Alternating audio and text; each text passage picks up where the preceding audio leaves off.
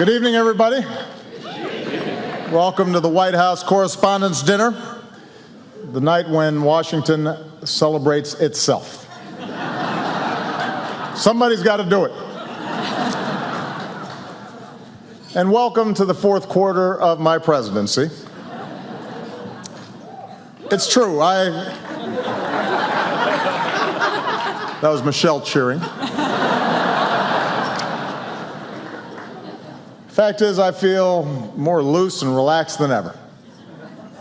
Those Joe Biden shoulder massages, they're like magic. You should try one. Oh, you have?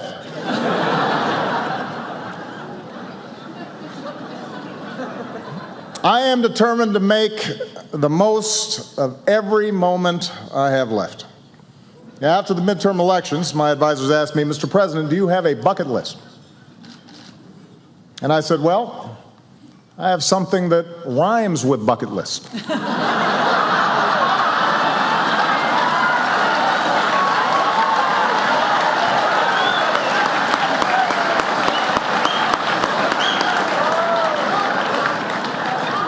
Take executive action on immigration? Bucket. New climate regulations? Bucket. It's the right thing to do. And my new attitude is paying off. Look at my Cuba policy. The Castro brothers are here tonight. Welcome to America, amigos. ¿Qué pasa? What? It's the Castros from Texas? Oh.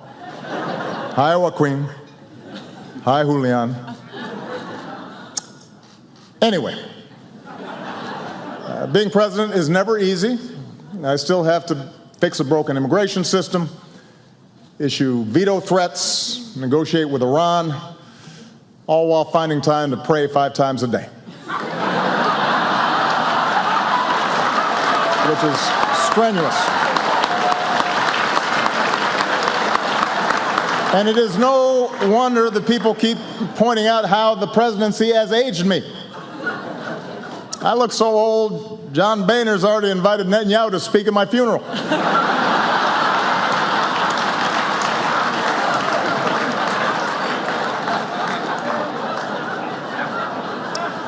Meanwhile, Michelle hasn't aged a day.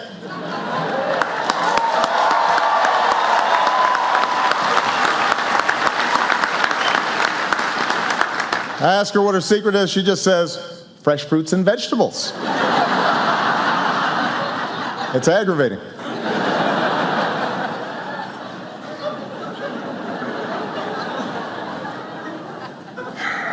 Fact is, though, at this point, my legacy is finally beginning to take shape. The economy is getting better. 9 in 10 Americans now have health coverage. Today, thanks to Obamacare, you no longer have to worry about losing your insurance if you lose your job. You're welcome, Senate Democrats.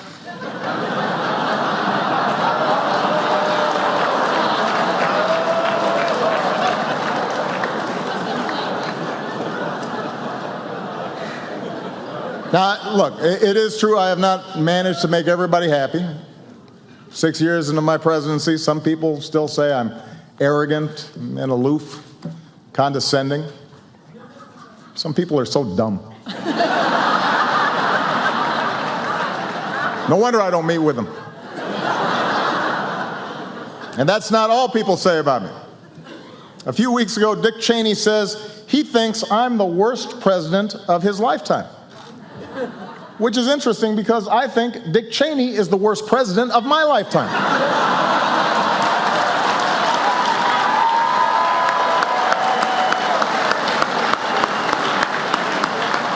It's quite a coincidence. I mean, everybody's got something to say these days. Mike Huckabee recently said, people shouldn't join our military until a true conservative is elected president. Think about that. It was so outrageous, 47 Ayatollahs wrote us a letter trying to explain to Huckabee how our system works.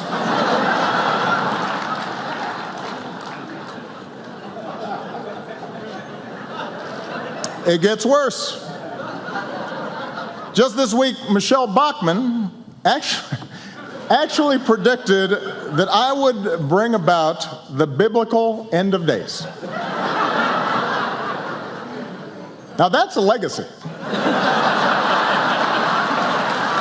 That's big. I mean, Lincoln, Washington, they didn't do that.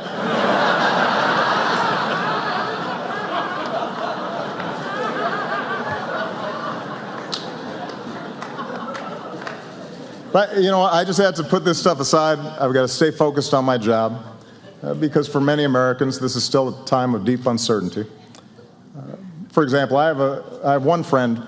Just a few weeks ago, she was making millions of dollars a year, and she's now living out of a van in Iowa.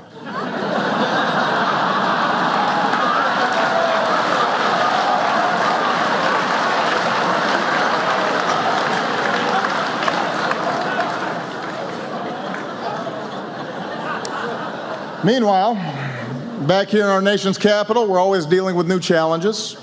I'm happy to report that the Secret Service, thanks to some excellent reporting by White House correspondents, they're really focusing on some of the issues that have come up, and they finally figured out a foolproof way to keep people off my lawn. There he is.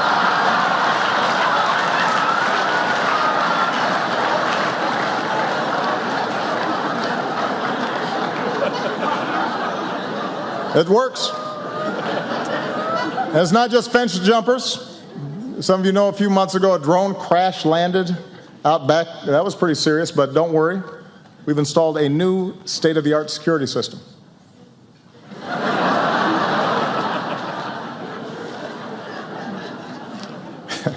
You know what? Let me set the record straight. I tease Joe sometimes, but he has been at my side for 7 years. I love that man. He's not just a great vice president, he is a great friend. We've gotten so close in some places in Indiana, they won't serve us pizza anymore.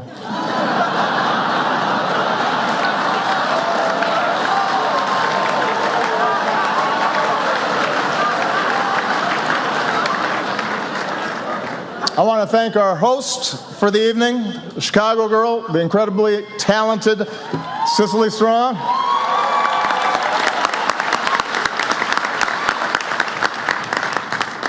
On Saturday Night Live, Cicely impersonates CNN anchor Brooke Baldwin, which is surprising because usually the only people impersonating journalists on CNN are journalists on CNN.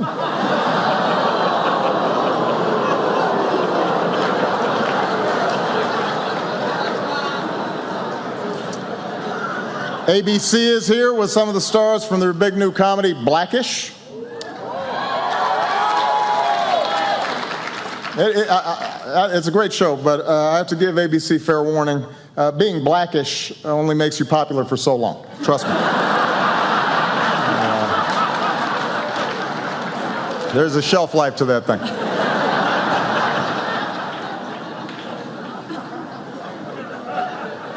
As always, the reporters here had a lot to cover over the last year. Here on the East Coast, one big story was the brutal winter. The polar vortex caused so many record lows, they renamed it MSNBC.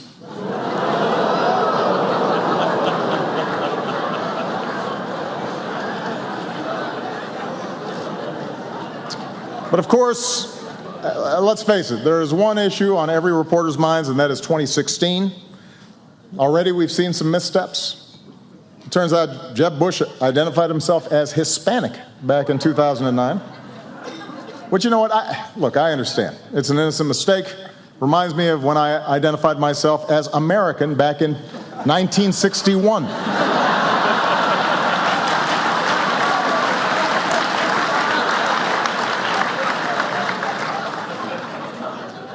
Ted Cruz said that denying the existence of climate change made him like Galileo. Now, that's not really an apt comparison. Galileo believed the earth revolves around the sun. Ted Cruz believes the earth revolves around Ted Cruz. And just as an aside, I want to point out, when a guy who has his face on a hope poster calls you self-centered, you know you've got a problem. The narcissism index is creeping up a little too high. Meanwhile, Rick Santorum announced that he would not attend the same-sex wedding of a friend or a loved one, to which gays and lesbians across the country responded, "That's not going to be a problem." Don't sweat that one.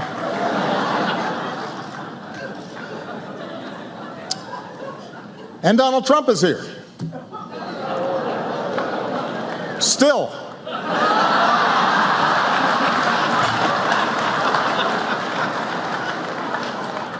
Anyway, it's amazing how time flies. Soon the first presidential contest will take place, and I, for one, cannot wait to see who the Koch brothers pick. It's exciting. Marco Rubio, Rand Paul, Ted Cruz, Jeb Bush, Scott Walker. Who will finally get that red rose?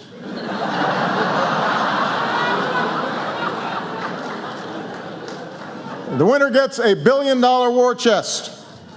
The runner-up gets to be the Bachelor on the next season of The Bachelor. I mean, seriously, $1 billion from just two guys. Is it just me, or does that feel a little excessive? I mean, it's almost insulting to the candidates. The Koch brothers think they need to spend $1 billion to get folks to like one of these people. It's got to hurt their feelings a little bit. And look, I know I've raised a lot of money too, but in all fairness, my middle name is Hussein. What's their excuse?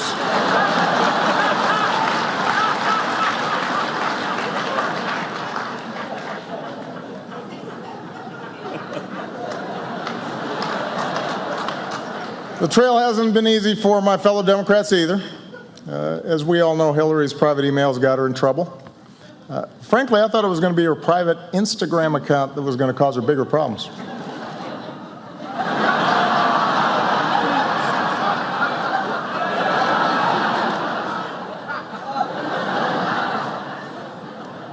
Hillary kicked things off by going completely unrecognized at a Chipotle.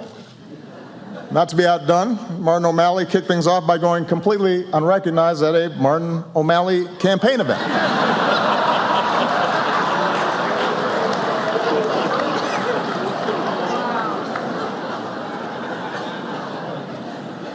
And Bernie Sanders might run. I like Bernie. Bernie's an interesting guy. Apparently, some folks really want to see a pot-smoking socialist in the White House. We could get a third Obama term after all. Could happen.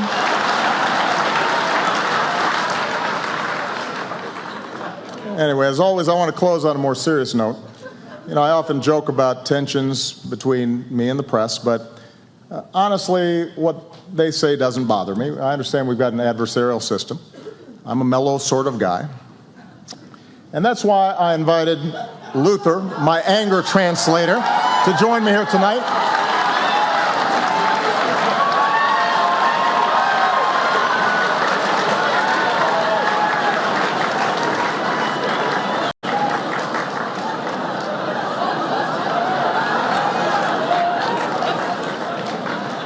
Hold on to your lily white butts. In our fast-changing world, traditions like the White House Correspondents Dinner are important. I mean, really? What is this dinner? And why am I required to come to it? Jeb Bush, do you really want to do this? Because despite our differences, we count on the press to shed light on the most important issues of the day. And we can count on Fox News to terrify old white people with some nonsense. Sharia law is coming to Cleveland. Run for the damn hills. Y'all's ridiculous. We won't always see eye to eye. Oh, and CNN, thank you so much for the wall-to-wall Ebola coverage. For 2 whole weeks, we were one step away from the Walking Dead. And then y'all got up and just moved on to the next thing. That was awesome. Oh, and by the way, just if you haven't noticed, you don't have Ebola. But I still deeply appreciate the work that you do. Y'all remember when I had that big old hole in the bottom of the Gulf of Mexico, and then I plugged it? Remember that?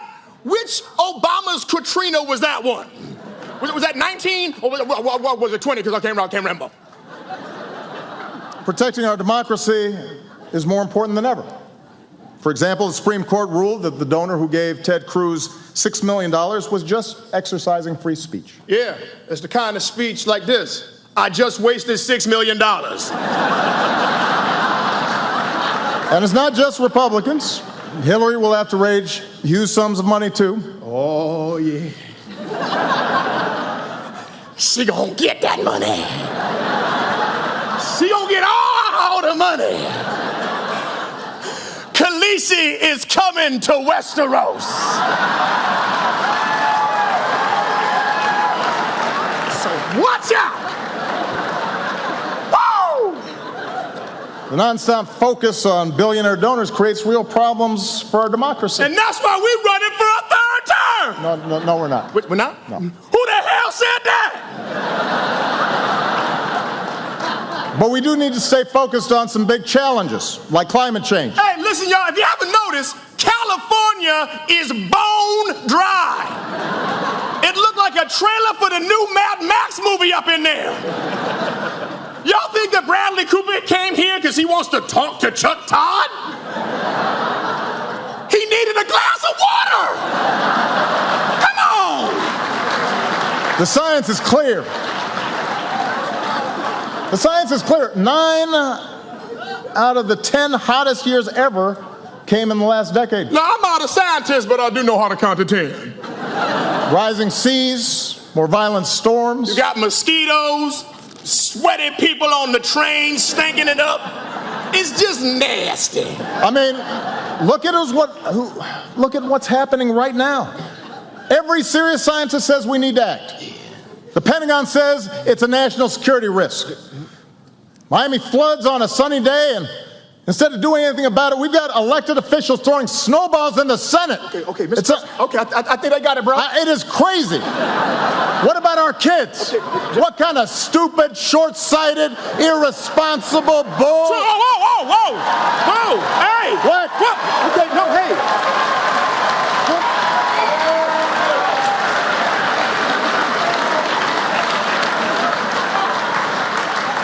What? All due respect, sir, you don't need an anger translator. You need counseling. So now I'm out of here, man. I ain't trying to get into all this. Go.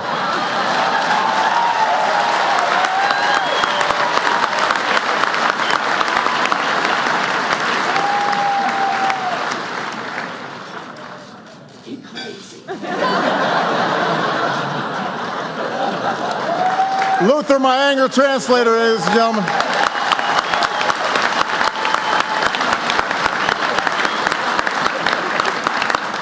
Now that I got that off my chest. You know, investigative journalism, explanatory journalism, journalism that exposes corruption and injustice and gives voice to the different and the marginalized, the voiceless. That's power. It's a privilege. It's as important to America's trajectory, to our values, our ideals, than anything that we could do in elected office. We remember journalists we lost over the past year. Journalists like Stephen Sotloff and James Foley, murdered for nothing more than trying to shine a light into some of the world's darkest corners.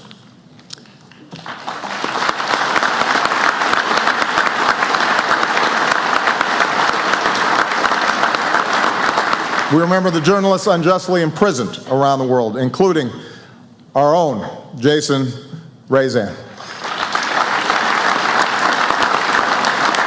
For 9 months, Jason has been imprisoned in Tehran for nothing more than writing about the hopes and the fears of the Iranian people, carrying their stories to the readers of the Washington Post in an effort to bridge our common humanity.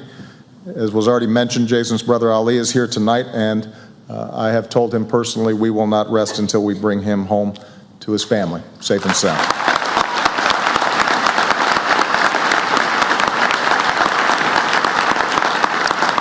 These journalists and so many others view their work as more than just a profession, but as a public good, an indispensable pillar of our society. So I want to give a toast to them.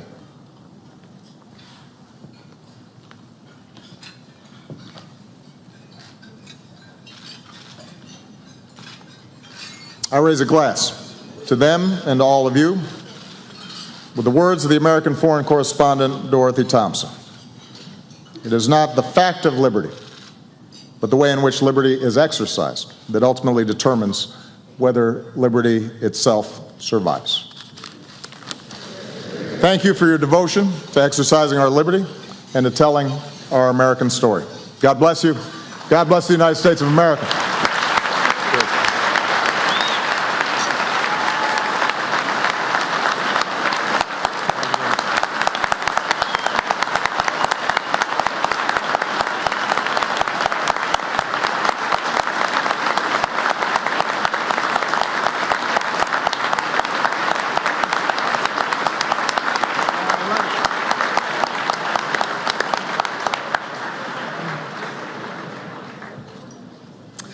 Before I introduce our final speaker, let me take a moment to acknowledge the hard work of several people whose assistance and friendship have been so valuable during this past year. I want to thank the people sitting at the head table, the 8 members of the WHCA board. They fight hard every day at the White House to do their jobs with excellence and to help you do yours.